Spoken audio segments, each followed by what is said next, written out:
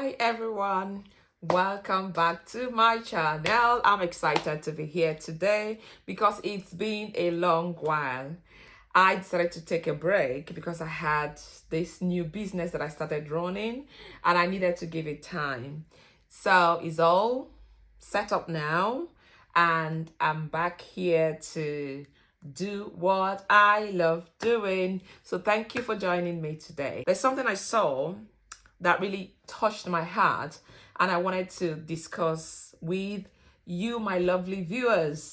And it's about a lady who used to sing in Nigeria. I'll play the song briefly so that you know this lady. And she's actually giving a lot of interviews regarding her conditions and what's actually happening in her life presently. Also giving interviews on what was happening in her life. I think this happened a couple of years ago. But it kind of broke my heart when I saw that video. In as much as it's taking a little bit of time, I see exactly the same thing repeating itself today. It keeps on happening that oftentimes, due to the love we have for someone, we always put ourselves on hold for their sake. I'll let you watch this video, then we can discuss the video. Okay. To all my beautiful, beautiful single ladies out there, I want to make something clear. And that is, do not put your life on hold for anyone. Don't. Don't put your life on hold for anyone. Don't. Especially when it comes to do with a man. And as regarding to men, especially when it comes to do with women, because it takes two here. I understand that a lot of women are abused. A lot of women are taken advantage of. But to be honest, some men do go through this as well. So the advice that I'm giving today is not just for a woman. If you are a young man who is yet to be married and you find yourself in this situation where you're being taken advantage of, please don't put your life on hold for anybody. I've got two boys, and this is what I'm saying to them. You can love someone, but that doesn't mean that your life will have to be on hold for that person. Because from this video that we just seen from this beautiful young lady, this is a girl that's got her whole life ahead of her. This is a young woman that had potential. This is a young woman that has talent. She has been gifted. Along the way, she got married. She could see the telltale sign. First and foremost, this guy wasn't really doing anything. She felt she was doing well, therefore what I have will cover. That is good when you're dealing with someone who's responsible. That is good when you see a potential in a man and you feel, I know where he's headed. Because a man or a woman should have a vision. There should be a vision. Where is he headed? Where are you both going? Are you in tune or in alignment with what he wants to do? Is it something that you can discuss? Yes, two people when they meet, maybe this person will have a different path, you have a different path. But that's where the communication comes in.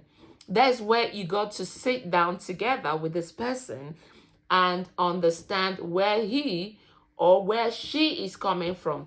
Can we work together? Because even the word of God said that two cannot work together except they agree. You need to speak to that man and know where you are in that equation. When you're talking to a man who doesn't have a vision, he tells you, I don't know. Well, maybe. You can't hold something like that because he doesn't know. The truth is that he doesn't know. But oftentimes women, again, maybe out of desperation, you see a man, no potential, no, he's not making any headway, he's not planning anything, but you choose to put your life on hold for him. And when you come in, you just want to keep pushing him. You keep pushing him. You keep pushing him. And time will come, he will resent you.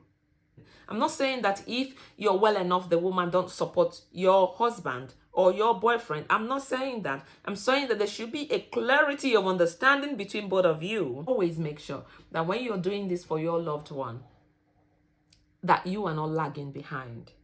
Yeah, you can support someone, but at the same time, you got to plan it in a way that you're not lagging behind.